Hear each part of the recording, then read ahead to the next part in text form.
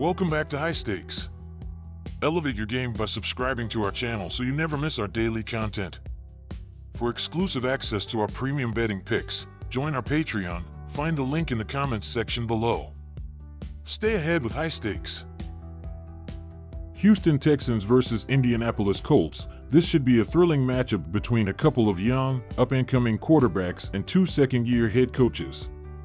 Last year, the two teams split the season series, with the Colts winning 31-20 in September and the Texans winning 23-19 in January. I completely understand why the masses are going crazy for the Texans this year. I mean, they're loaded at wide receiver. However, are we sure that they're good enough to be laying a full field goal on the road against a divisional rival? I think the hysteria has gone too far, and I'm going to back the Steichen-Richardson duo at home. Between Richardson, Jonathan Taylor, and this third-ranked Indianapolis offensive line, I think the Colts are going to run wild in this one. On the flip side, PFF states that Houston's biggest liability is their offensive line. Indy should dominate the line of scrimmage on both sides of the ball. Maybe I'm old-fashioned, but I still believe football games are won in the trenches. Let's ride with the Colts plus the points at home. While I think the Colts do enough to cover the spread, I still think we'll see the Texans score plenty of points in this game. They're loaded at receiver, especially after bringing in Stefon Diggs this past offseason. In the same PFF article linked above, they state that Indianapolis' biggest issue is its secondary. That likely won't bode well against this high-powered Houston passing attack. These guys can strike fast, and I think all of their big play potential will ultimately help get this game over the total. In Shane Steichen's debut season as head coach, he went 11-6 to the over. This mark of 64.7% was the third best in the NFL. His offense moved quickly last year, using 64.4 plays per game, 12th.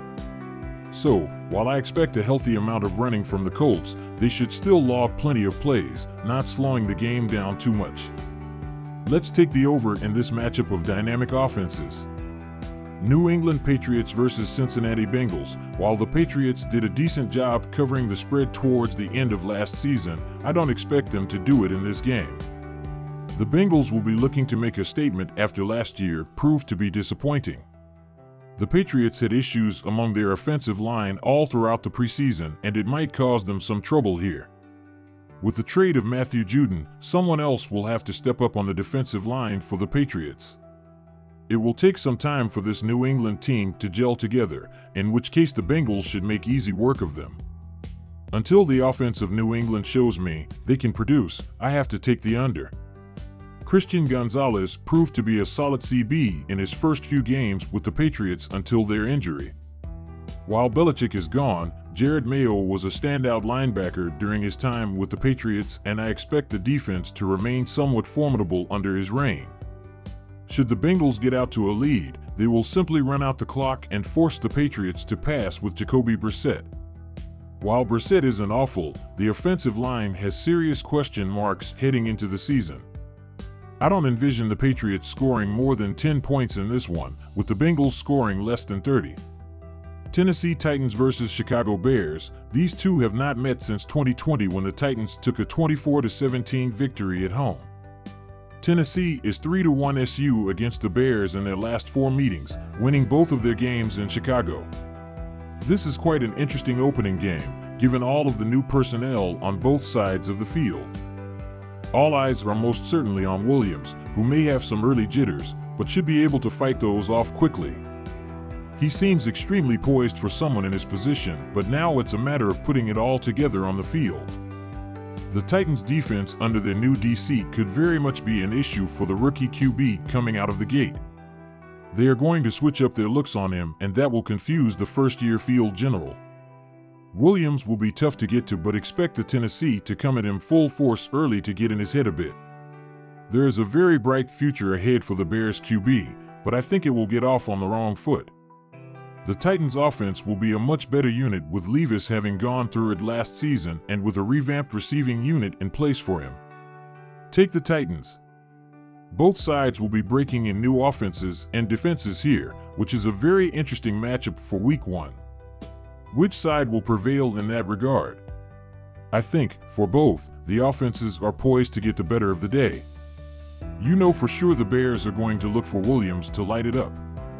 He has some veteran weapons at his disposal that will allow him to get things going.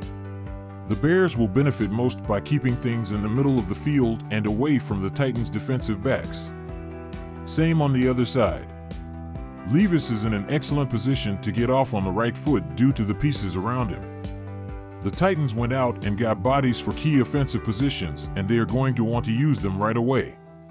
Take the over. Arizona Cardinals versus Buffalo Bills. Just 2 years after an 11-win campaign, the Cardinals suffered through a second straight 4-win season in the first year under head coach Jonathan Gannon. It certainly did not help the cause that franchise QB Kyler Murray missed half the season due to several injuries. He comes into the new campaign with a clean bill of health and now with a new top target on the roster in first-round pick Marvin Harrison Jr. That addition provides Murray a legitimate downfield threat, which could open up more opportunities for the QB to go deep, something he hasn't done a whole lot of in his career. The Bills may have fallen out of favor with the pundits in terms of them being a Super Bowl contender, following a couple of years of disappointing endings, coupled with the loss of some key pieces. Gone are wideouts Stefon Diggs and Gabe Davis, the top 2 receivers on the team last season in yards and touchdowns.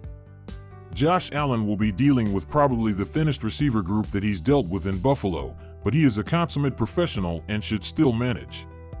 These changes could push more work on the shoulders of RB James Cook, who rumbled for 1,122 yards in his second season. While some may be saying the Bills are taking a step back this season, the spread on the season opener says otherwise. These two last met 4 years ago, the Cardinals winning a 32-20 bout at home. The Murray-Harrison connection could evolve into one of the better connections in the league, but this is just their first regular season game together, so there will be a bit of a learning curve to the relationship. Buffalo has the defense to disrupt that symbiosis, and more importantly, they are capable of putting some pressure on the shifty Murray. On the other end, Allen continues to be a solid field general and now a veteran of the league, is capable of adjusting on the fly.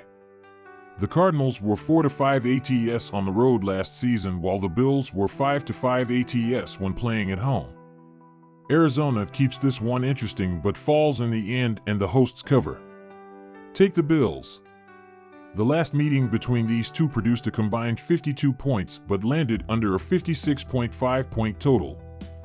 Buffalo had one of the higher scoring offenses in football last season but came into this season having lost their quarterback's top 2 wide receiver options. Putting the ball on the ground more will keep that clock rolling as well. The Cardinals were one of the lower scoring squads a year ago as they dealt with Murray's injuries. When he's healthy, he's been on, but he also moves the ball a lot with his legs. Until he gets a complete connection with Harrison, which will open things up for other receivers as well, look for the Cards to stay safe on the ground in the early goings. The Cardinals did a lot to get their defense better, and the Bills didn't do a lot to a defense that was already very good. Take the under.